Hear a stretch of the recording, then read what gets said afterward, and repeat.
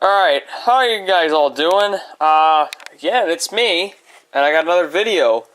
You're probably wondering, why am I hovering above it? Well, this is just going to be a new intro for me. I'm trying to figure out how to do these videos. Okay, so in this video, I want you guys to comment below what I can really improve on, because I feel like I'm repeating the same format of how I'm doing things.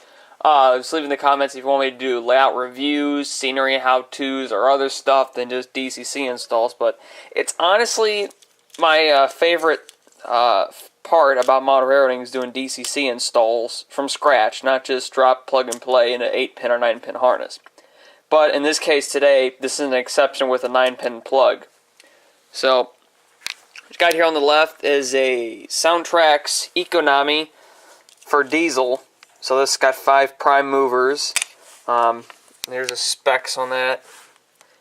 This is discontinued, but there are still some out there that you can get online or at your brick and mortar hobby shops, I think.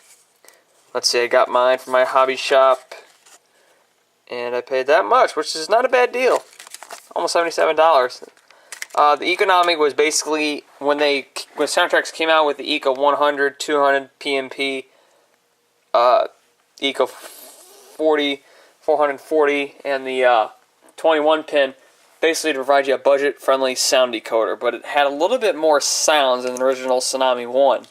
Then when they announced Tsunami 2, they had recently, I think now, discontinued the Eco 200, Eco 100, and the 40 and the 440 because of part issues. There's long lead times to make parts for those certain decoders. They do have, however, the Eco PNP, which is a plug-and-play board. And then they have the 21-pin connector, which are still available from Soundtrax or your dealer, brick-and-mortar hobby shops, or online retailers. So, anyways, that's just a little summary of the Economy. And what I already got it attached to here is a speaker.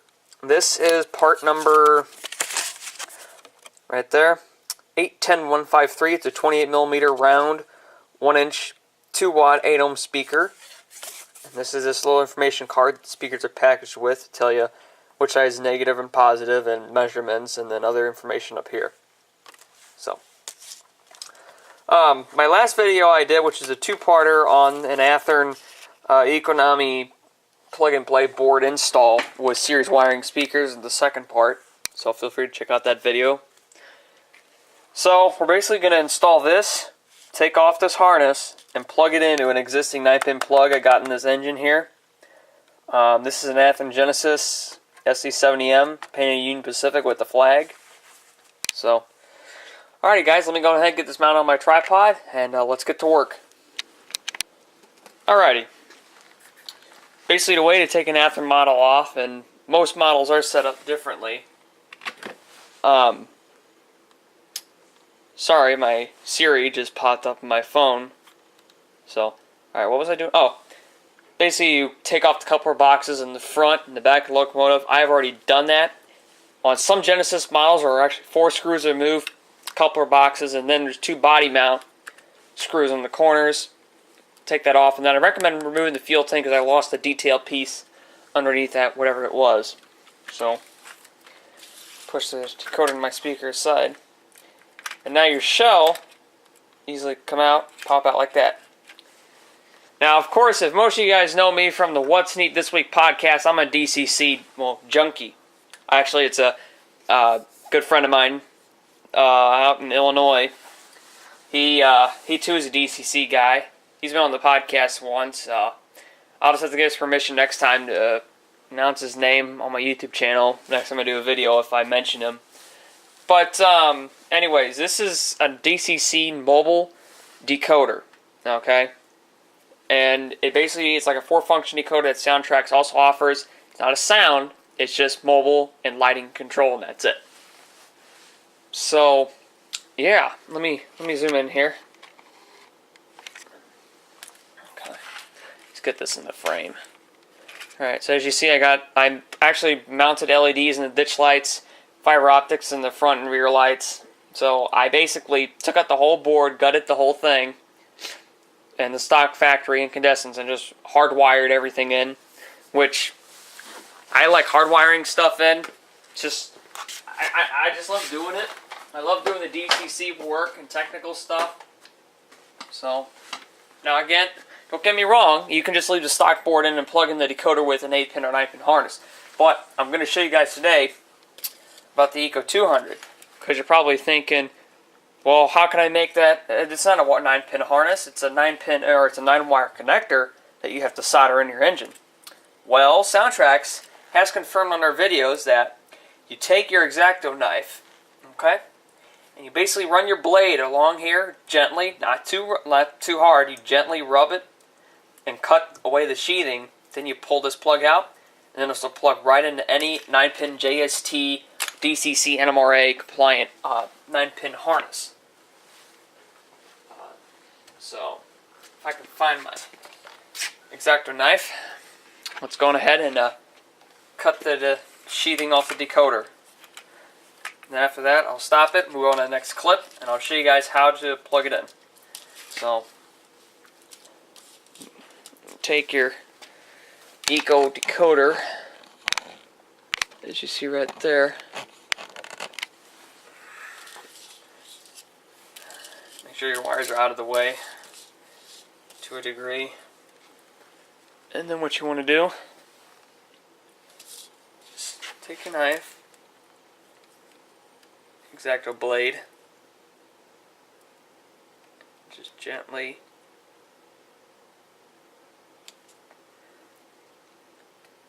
like you're literally trying to open up the plastic or the shrink wrap on the thing. So take your time at this too. Doesn't have to be precise. You just want to make sure you actually don't damage the decoder board itself. Otherwise you have to send it in. Unfortunately, I still got a warranty for the year. So, man, this dumb thing wants to get in there and cut. There we go. Alright. And then just kind of peel off the sheathing. Aha! See, now we're getting the wiring harness exposed. And of course, just sits to the side. Okay? And bam!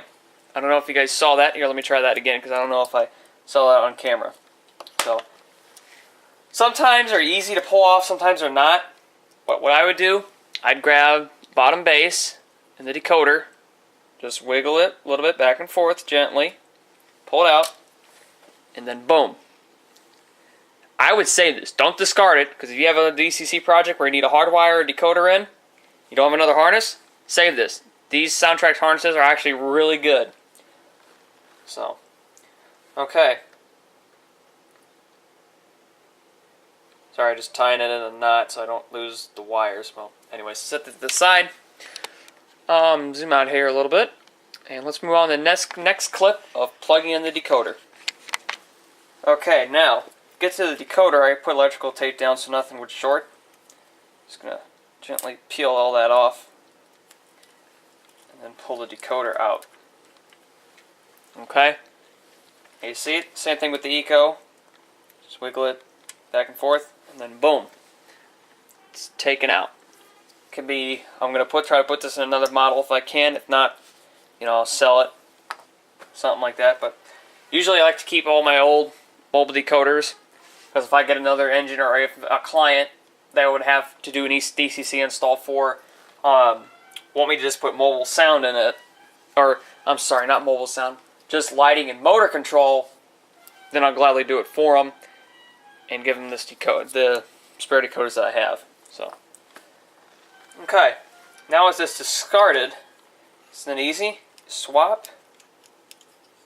Now if I have it oriented the right way, and you basically plug in. Sorry, my hands are in the way. I don't know if I orient it the right way. Okay, boom, there it is. Okay, now the speaker will go inside a commercial in a speaker insert that I already took the weight out. Some Athearn Genesis models have a 28mm round. The newer ones that I know of all have a round speaker enclosure to put a 28mm speaker of your choice in there for whatever manufacturer. So, now just like the original decoder, well, unless I'm going to have to hot melt glue the track pickups.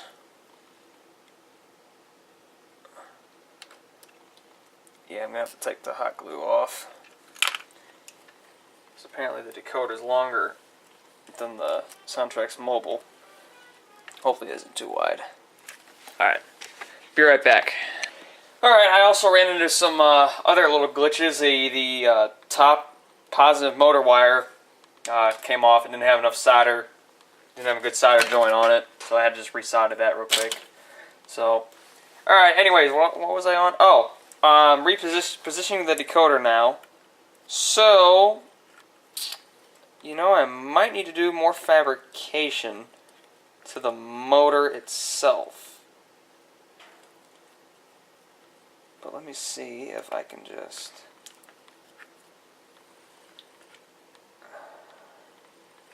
Well...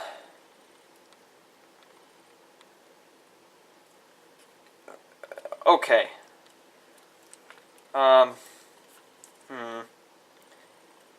This may or may not be problematic. I don't know. It probably is. So what I'm actually going to do is I'm going to modify. I'm going to cut off real quick the nubs for clipping on a board DCC decoder. So that means here I'll videotape me doing that, I think. If not, I'll just then go straight to positioning this decoder, putting it on the track, testing it, programming it, leave you with a few run-bys of it, and then I'll end this other DCC video. So just stay tuned.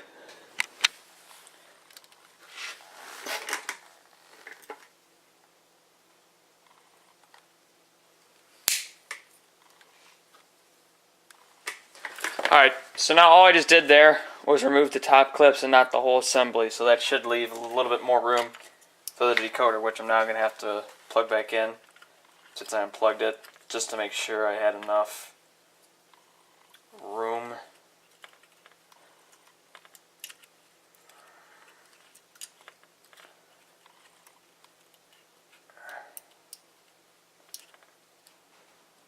Okay.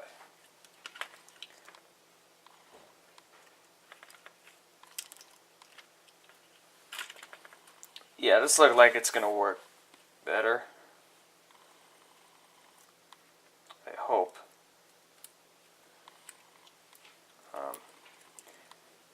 Alright. Let me double check here to make sure that we're going to... It's going to grab onto the motor. Okay. That should be okay. Now what I'm going to do is take another piece of electrical tape, wrap it around the other side, isolate and secure the decoder as properly. So,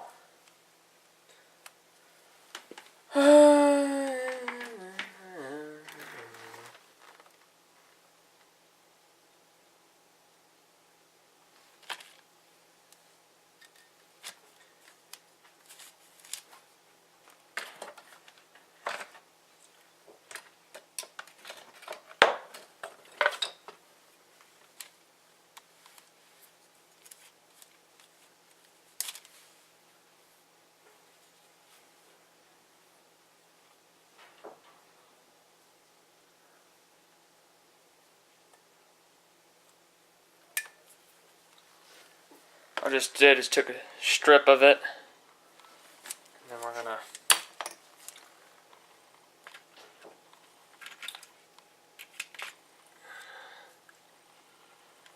apply it over. Try to find out the wire as best I can.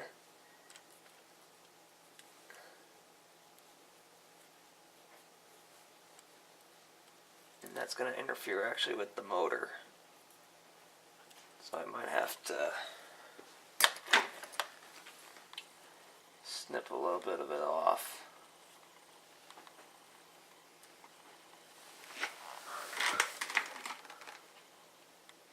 Or actually, I could just take my knife.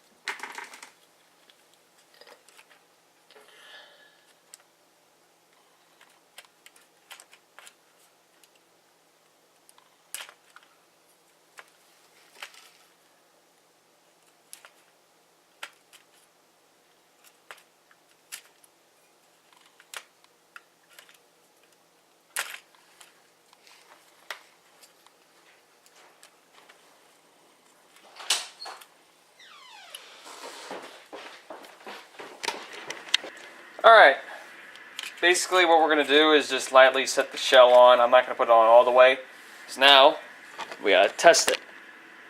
Go up to my programming track here. Set it on.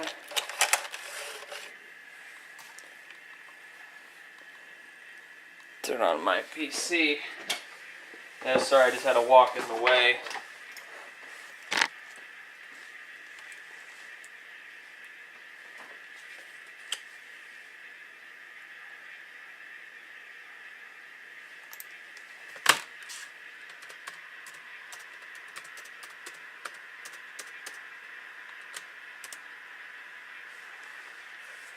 Alright. Wait here for my computer to boot up.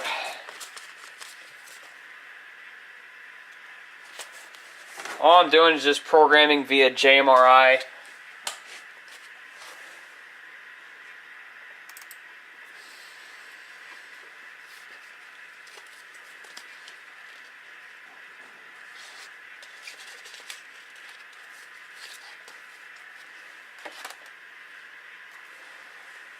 Alright. It's just basically, I'm going to program it. I'm not going to actually show you guys how to. I'll probably make another video per request if you guys want to see a video on how to generally do a basic programming, like from the sound to the address. I don't know if I'll get into complicated like speed matching, other stuff like that, but we'll see.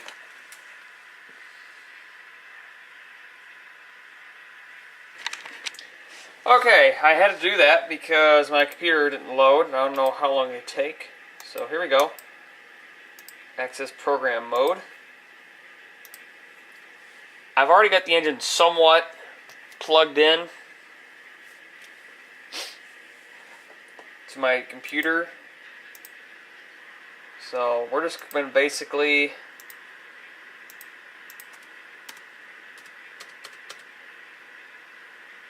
change the address.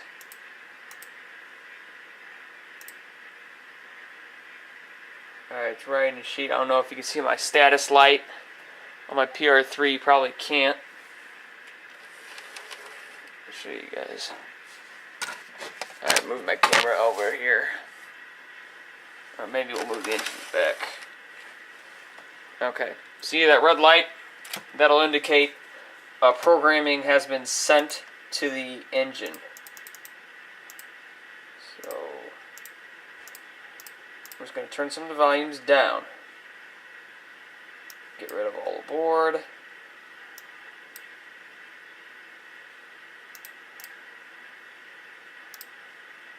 I'm writing full sheet, and as you see, it's flashing, meaning that programming is taking place and is being successful. Okay. Sound.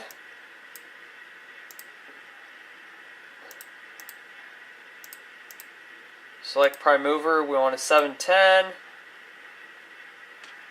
Nathan P5. Medium slow.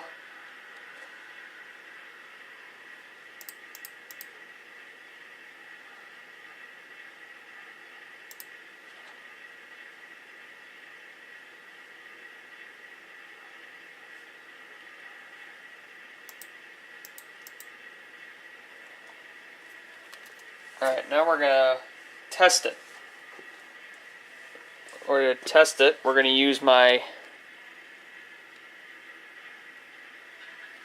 Wi-Fi unit. Ditrax offers, so UP. Go back to my apps. Y throttle. Set the address 5222. Set. Oh, that's because I don't have track bar on, that's why. That's better. I program my decoders to where when track bar comes on, they won't. Until you hit speed step 1, then we'll start up. F5. Oh, yeah, and see I gotta do some remapping. I got the function. I want the ditch lights on F5, not the rev up, rev down. So, because that's default still. That's a pretty good bell sound. Forward.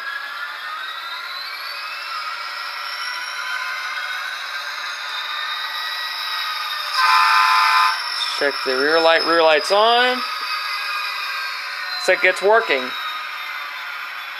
So I'm gonna go ahead and wrap this locomotive up. I'm gonna finish all the programming. Basically, this is the end of this video, how to install a 9-pin decoder with a wire harness into an existing 9-pin plug on a DCC ready model. Hopefully you enjoyed it. Give me a thumbs up, maybe a thumbs down. Comments, suggestions below. I always like to hear what you guys have to say, and if you want to somewhat critique me on how, if you're a professional YouTuber, to just kind of tell me how to do my videos a bit better. So once again, this is a Union Pacific Rail Fan for Life production. Leave you guys with run-bys of the video, and I'll end with the credits. See you on the next one.